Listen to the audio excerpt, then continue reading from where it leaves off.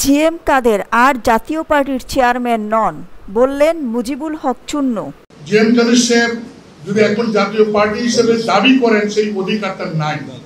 যেহেতু আমরা 9 আগস্ট গঠনতন্ত্র অনুযায়ী লফুলি আমরা কাউন্সিল করেছি এবং সারা দেশে কাউন্সিলর এসে পূর্বের কমিটি বাতিল করে নিয়ম অনুযায়ী বিলুপ্ত করে নতুন একটা পূর্ণাঙ্গ কমিটি করেছেন, যে কমিটির চেয়ারম্যান মহাসচিব আপনাদের সামনে উপস্থিত আছেন। সেই কমিটি করার পরে আগের কমিটি বিলুপ্ত। কাজেই জিএম কাদের সাহেব যদি এখন জাতীয় পার্টি হিসেবে দাবি করেন, সেই অধিকারটা নাই। তিনি এমনি জাতীয় পার্টির সদস্য, কিন্তু চেয়ারম্যান নাই, বা তার দলের যিনি মহাসচিব দাবি করবেন তাদের কোনো আইনের ভাষায় লুক স্ট্যান্ডি নাই। অর্থাৎ তাদের এই দাবির পক্ষে কোন যুক্তি নাই, এই দাবিটা অযৌক্তিক, অন্যায়। এবং আমরা আপনাদের মাধ্যমে এই আশা করব যে জিএম কাদের সাহেব যেহেতু শিক্ষিত মানুষ, তিনি জানেন যে আমরা কাউন্সিল করেছি, সারা দেশে কাউন্সিলর এসে সেখানে একটা নতুন কমিটি করেছে, আগে কমিটি বিলুপ্ত হয়েছে।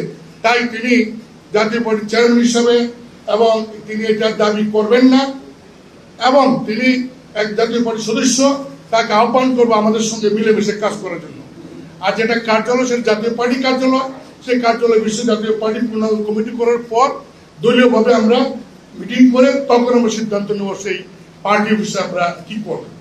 দেখেন, আমরা কিন্তু কোনো ঘরের ভিতরে লুকিয়ে করি নাই, রাতে অন্ধকারে করি নাই। আমরা পত্র পত্রিকায় বিজ্ঞপ্তি দিয়েছি, সমস্ত জাতীয় পত্রিকায় বিজ্ঞপ্তি দিয়েছি। আমাদের গঠনতন্ত্র অনুযায়ী, আইন অনুযায়ী আমরা সেই কাউন্সিল আহ্বান করেছি, এবং কাউন্সিলর কারা আমরা আগে চিঠি দিয়েছি, যোগাযোগ করেছি সকল জেলার সভাপতি সেক্রেটারির সঙ্গে, এবং প্রত্যেকটা ইউনিয়নের সভাপতি সেক্রেটারি যারা কাউন্সিলর, উপজেলা এবং জেলার যারা নাকি 35 জনকে কাউন্সিলর, বেশিরভাগ কাউন্সিলর প্রায় 4 থেকে 5,000 কাউন্সিলর কিন্তু এই সম্মেলনে এসছেন, এবং এসে তারা কিন্তু এখানে রায় দিয়েছে। আর আরেকটা হলো, আমরা যখন কাউন্সিল করি তখন উনি চাইলে আসতে পারতেন, উনি কেন আসেন নাই সেটা ওনার বিষয়।